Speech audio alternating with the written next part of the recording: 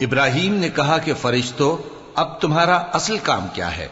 انہوں نے کہا کہ ہم گناہگاروں کی طرف بھیجے گئے ہیں تاکہ ان پر گارے کی پتھریاں برسائیں جن پر حد سے بڑھ جانے والوں کے لیے تمہارے پروردگار کے ہاں سے نشان کر دیے گئے ہیں۔ پس وہاں جتنے مومن تھے ان کو ہم نے نکال لیا، پھر اس بستی میں ہم نے ایک گھر کے سوا مسلمانوں کا کوئی گھر نہ پایا، اور جو لوگ عذاب علیم سے ڈرتے ہیں ان کے لیے ہم نے وہاں نشانی چھوڑ دی۔ اور موسیٰ کے حال میں بھی نشانی ہے، جب ہم نے ان کو فرعون کی طرف کھلا ہوا معجزہ دے کر بھیجا تو اس نے اپنی قوت کے گھمنڈ پر منہ موڑ لیا اور کہنے لگا یہ تو جادوگر ہے یا دیوانہ۔ تو ہم نے اس کو اور اس کے لشکروں کو پکڑ لیا اور ان کو سمندر میں پھینک دیا، اور وہ کام ہی قابل ملامت کرتا تھا۔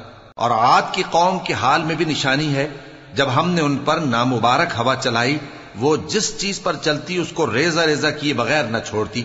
اور قوم سمود کے حال میں بھی نشانی ہے، جب ان سے کہا گیا کہ ایک وقت تک فائدہ اٹھا لو، پس انہوں نے اپنے پروردگار کے حکم سے سرکشی کی، سو ان کو کڑک نے آ پکڑا اور وہ دیکھ رہے تھے۔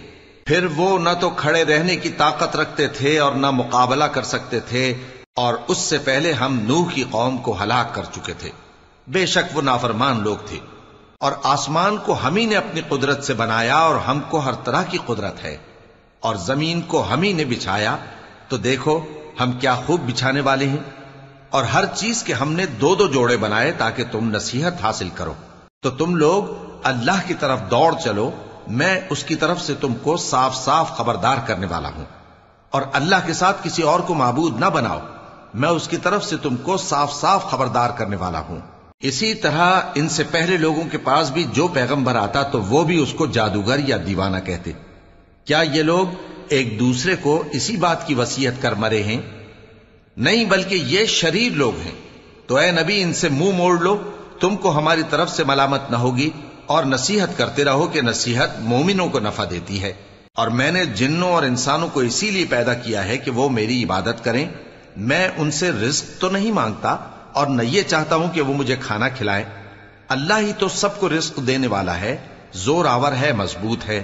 سو کچھ شک نہیں کہ ان ظالموں کے لیے بھی عذاب کی نوبت مقرر ہے، جس طرح ان کے ساتھیوں کی نوبت تھی۔